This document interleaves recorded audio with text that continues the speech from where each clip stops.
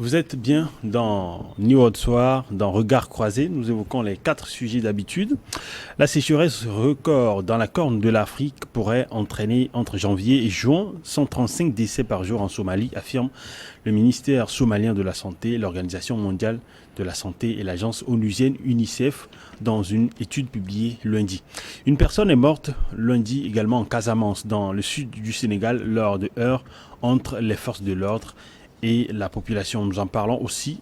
Et on va parler de la Guinée où l'opposition reporte une manifestation pour favoriser le dialogue avec la junte, avant de terminer avec le Togo où 2 journalistes togolais sont condamnés il y a une semaine à 3 ans de prison ferme par le tribunal de grande instance de Lomé, notamment pour outrage à l'autorité, comme les ONG à l'international. Les associations de presse à Lomé demandent que cette peine soit allégée ou effacée carrément.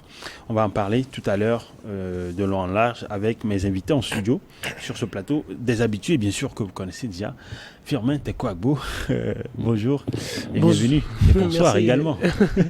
Bonsoir Helmut Pinto, merci de m'avoir invité. Je dis bonjour parce que vous savez, Michel, il est en voyage et de là où il nous suit, il est au petit matin. Du coup, je le salue également.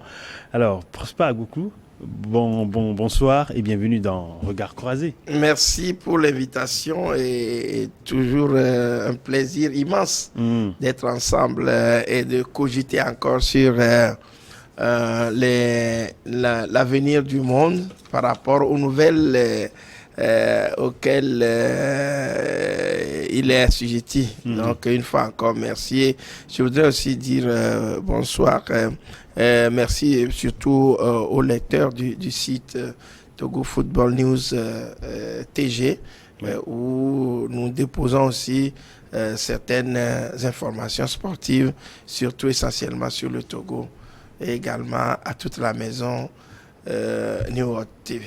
Et quand on parlait des informations sportives, quelle est l'info à la une? La double confrontation des éperviers? Voilà, ça, je crois que c'est l'info à la une.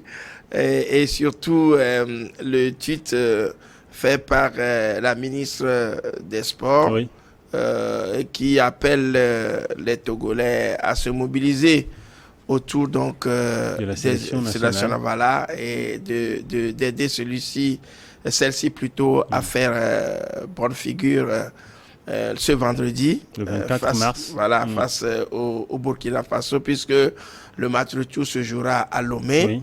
Il va falloir quand même gagner quelque chose pour pouvoir arriver à contrecarrer donc les velléités burkinabés qui semblent être un peu dans les normes au-dessus donc de nous. Mais on dit souvent qu'en football, la science n'est pas toujours exacte. Oui. La vérité d'hier peut ne pas être celle donc d'aujourd'hui. Donc c'est cela. Donc nos lecteurs sont avisés. Ils peuvent donc aller sur le site et tout lire. Voilà, pour rappel, le Togo n'a qu'un point dans son groupe où il y a les Swantini et puis le Cap-Vert et le Burkina Faso. Ils ont une double confrontation, la première ce vendredi 24 mars à Marrakech au Maroc. Et puis le match retour, comme l'a dit tout à l'heure Prosper, au stade de Kégué à Lomé, le 28. Et donc nous soutenons les éperviers, tous éperviers comme on le tweet et puis l'hashtag sur les réseaux sociaux.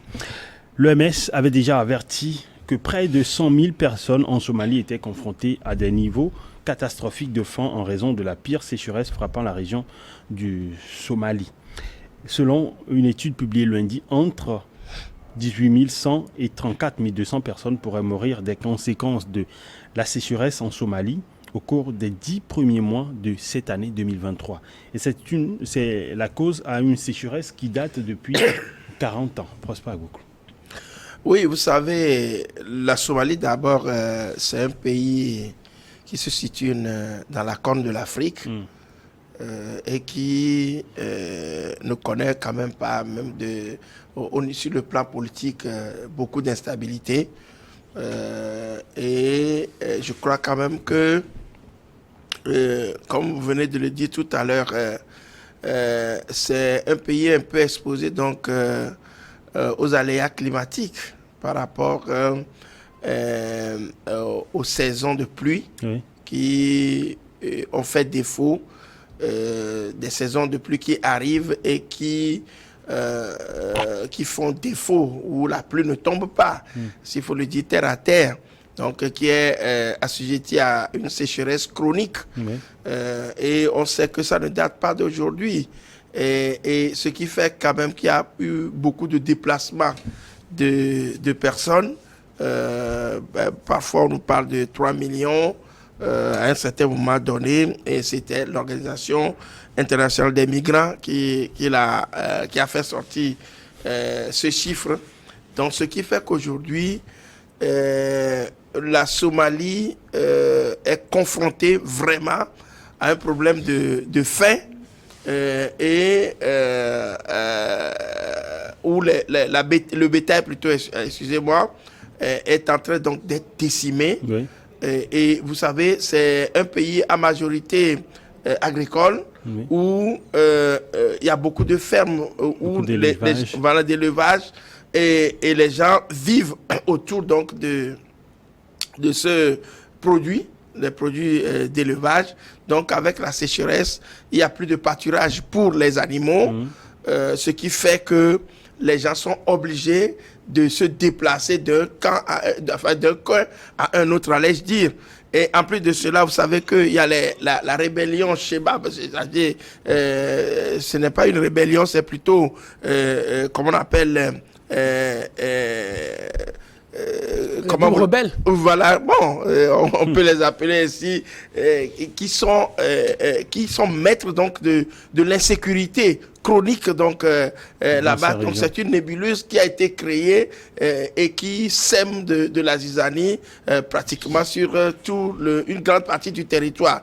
Donc il y a eu une concentration démographique au niveau donc seulement de Mogadiscio, la capitale, mais on a l'impression que la Somalie a perdu complètement le sens même de son développement.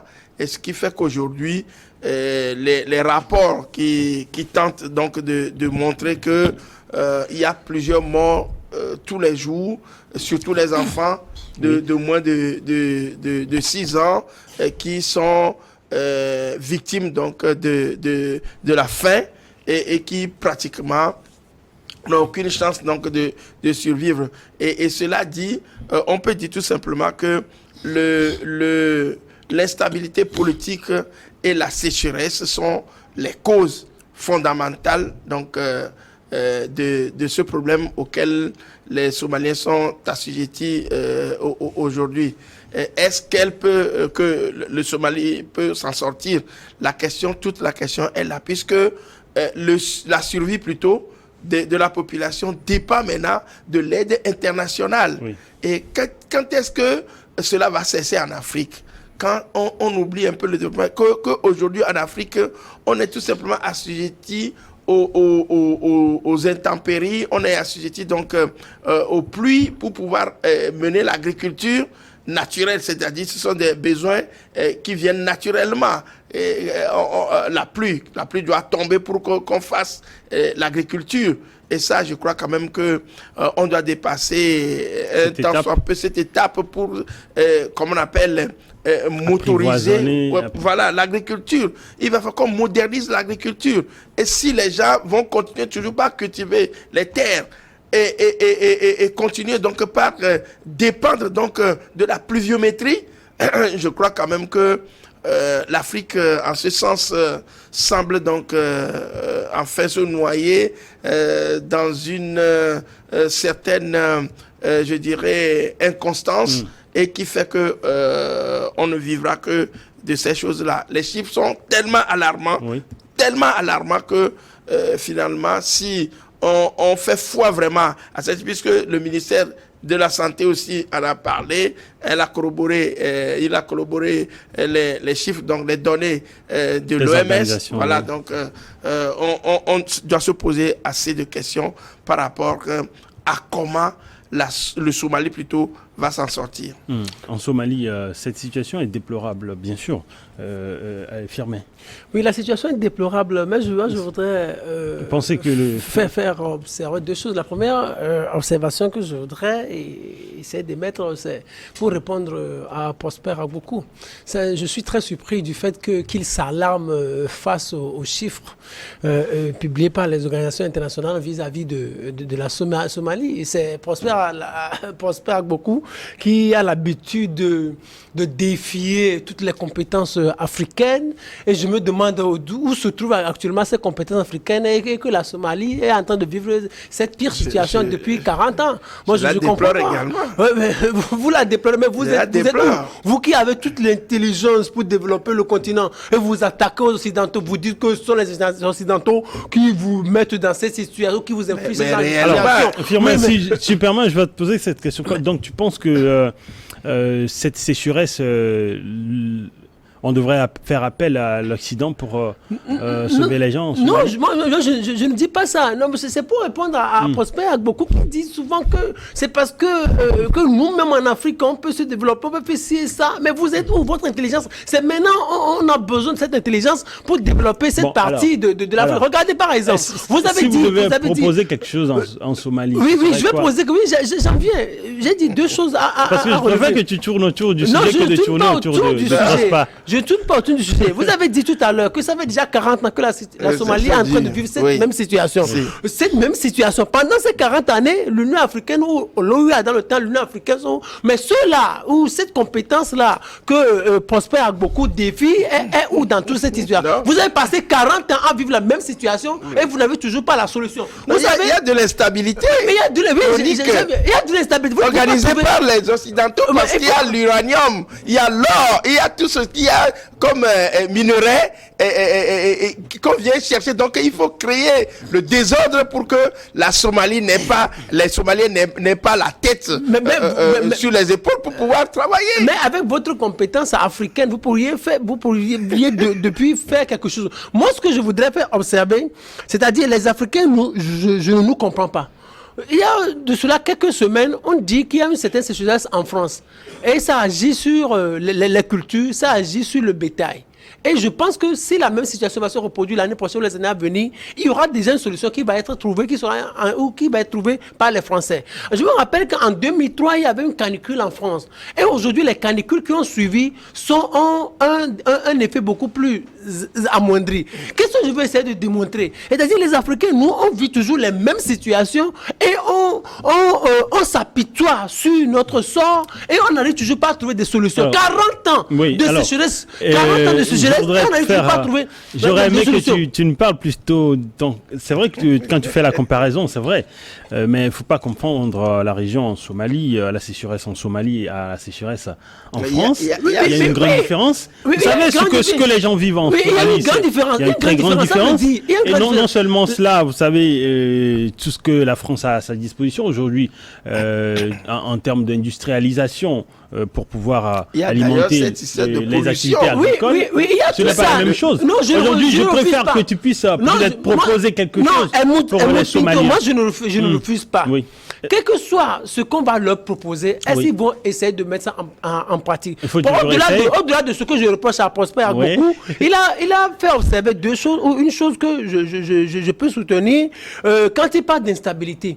C'est-à-dire, les Occidentaux, je ne les comprends pas.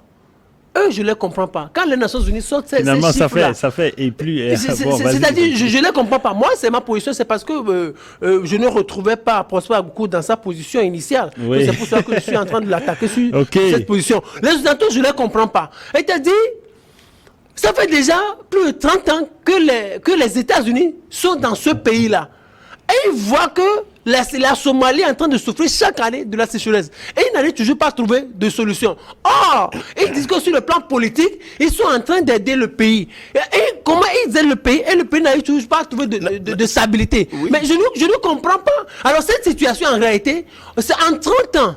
Comment on peut la résoudre si il y a toujours une sorte d'instabilité? Et moi, d'ailleurs, dont la responsabilité incomberait aussi en partie aux Américains, aux Occidentaux. Les Occidentaux sont où quand la Somalie est en train de vivre cette situation d'instabilité? Les Occidentaux sont où quand la Somalie est en train de vivre cette sécheresse-là? Moi, je dis en réalité que les Occidentaux, comme j'ai l'habitude de dire, ils essaient de rendre des régions instables pour pouvoir profiter du sous-sol de ces régions-là. Sinon, quoi qu'on puisse faire, la situation, elle n'arrange pas les Somaliens, mais elle arrange plutôt les Occidentaux. Oui, mais alors, à ce niveau, ce que je voudrais proposer, la voici, c'est-à-dire il faudrait qu'en réalité, vous savez, ça me rappelle le feu Kadhafi. La Libye, c'est un désert. Mais la Libye n'a jamais vécu une situation du genre, du temps de Kadhafi. Il y avait des lacs artificiels que Kadhafi avait essayé de mettre en place ou de construire. Aujourd'hui, l'Union africaine et les instances régionales peuvent, je sais pas, étudier ces situations somaliennes lors de leur sommet. Je pense que ça va être la première solution. Sinon, si on attend une solution venant de quelque occidental que ce soit, je pense qu'on ne l'aura pas. Alors, je suis un peu, j'avoue que je suis un peu étonné que tu puisses partager la responsabilité au niveau d'abord de l'Occident, en passant par l'Union africaine et les sous-régions africaines, et sans parler du gouvernement somalien. Non, comment le gouvernement somalien, qu'est-ce que le gouvernement somalien peut faire aujourd'hui? C'est-à-dire quand sa zone est jugée instable ou elle se retrouve dans une situation d'instabilité, il y a les bandits d'un côté et aussi il y a les Occidentaux aussi de l'autre côté qui profitent de l'instabilité de la région. Est-ce que la Somalie a un gouvernement? C'est ça le problème. La Somalie n'a pas de gouvernement. La Somalie n'a pas de gouvernement. Alors quel gouvernement va s'asseoir? Les gouvernements, c'est-à-dire qui font 2 mois, 3 mois, 4 mois, 6 mois, ce n'est pas un gouvernement. Ces gouvernements ne peuvent pas venir réfléchir sur l'avenir ou sur le présent de la Somalie, ou encore moins sur l'avenir de la Somalie. C'est une situation qui est décidée, où on a décidé que cette partie de l'Afrique soit toujours instable. Autant elle est instable, autant on en profite sérieusement en termes de richesse. Oui, cela, je crois quand même qu'il a corroboré, et on peut corroborer par rapport à ce que vient de dire Firmin. Vous savez, entre-temps, on se rappelle donc de la guerre civile qui avait opposé donc les Chebab au gouvernement entre-temps de Siad Barré, qui était donc a été chassé du pouvoir, et depuis l'instabilité qui y est avec comme on appelle l'occupation des Américains, parce que vous savez, lorsque vous analysez un tout petit peu la plaque minérale donc de la Somalie, on trouve quand même que il y a d'importants gisements donc de minerais qui ne disent pas leur nom. Donc ce qui fait que on profite évidemment donc de cette situation pour laisser le pays un peu dans cette merde-là dont on parle. Et souvent, vous allez voir que on ne fait que circuler de ces nouvelles-là. Je ne sais pas comment on peut se réjouir qu'il peut y avoir 135 morts. Non, bon, on ne se réjouit pas. Alors, on va observer. On va revenir parler de long large et évoquer également le Sénégal dans la deuxième partie de Regard croisé.